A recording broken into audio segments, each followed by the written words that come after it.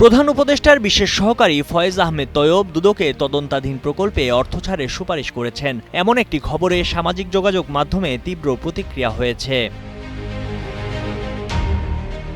আওয়ামী লীগ সরকারের আমলের বিতর্কিত ৩২৬ কোটি টাকার 5G রেডিনেস প্রকল্পের কার্যাদেশ চীনের টেলিযোগাযোগ সংস্থা হুয়াওয়েকে দেওয়ার প্রক্রিয়াটি শুরু থেকেই প্রশ্নবিদ্ধ ছিল।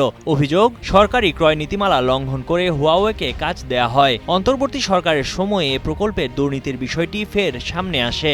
অভিযোগের প্রমাণও পায় দুদক।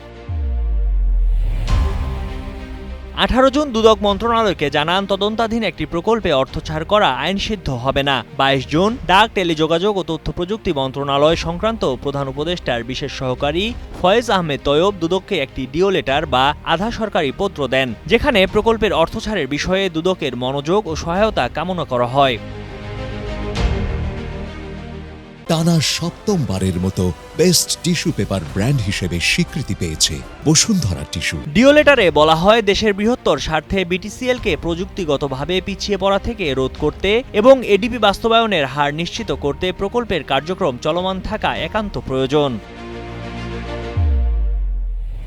এ নিয়ে প্রবাসী সাংবাদিক জাওয়াদ নির্ঝর তার এক ভিডিও প্রতিবেদনে বলেন, এই প্রকল্পের ঠিকাদারি প্রতিষ্ঠান হুয়াওয়ের টাকায় কয়েক মাস আগে চীন ভ্রমণ করে এসেছেন ফয়েজ আহমেদ তৈয়ব। এজন্য ঠিকাদারি প্রতিষ্ঠানের দুর্নীতির তদন্ত বন্ধ করতে চাইছেন ফয়েজ আহমেদ তৈয়ব। আর এ সংক্রান্ত নথির সাথে গণমাধ্যমে আসা খবরের স্ক্রিনশট ফেসবুকে শেয়ার করে আরেক প্রবাসী সাংবাদিক জুলকারনাইন সায়ের একটি বাক্যে লিখেন, দিস ইজ এম্বারেসিং। এ বিষয়ে প্রধান উপদেষ্টার বিশেষ সহকারী ফয়েজ আহমেদ তৈয়ব বলেছেন, তিনি দুদককে চিঠি দিয়েছেন একথা সত্য, কিন্তু অর্থ ছাড় করেননি। ফয়েজ আহমেদ তৈয়ব বলেন, তিনি ও নাহিদ ইসলাম দায়িত্ব নেয়ার অনেক আগেই রাষ্ট্রের অর্থ গচ্চা গেছে। এখন দুদক যদি মনে করে এ টেন্ডার প্রক্রিয়ায় অনিয়ম হয়েছে, দুদক অবশ্যই সংশ্লিষ্ট কর্তৃপক্ষকে শাস্তি দিতে পারে। তিনি সন্দেহ প্রকাশ করেন, কিছু লোক, বেসরকারি মাফিয়ারা এ কাজটা বন্ধ করে দিতে চায়, কারণ এখানে দুটা বিশেষ কোম্পানি চায় না যে বিটিসিএল ট্রান্সমিশন ব্যবসায় আসুক।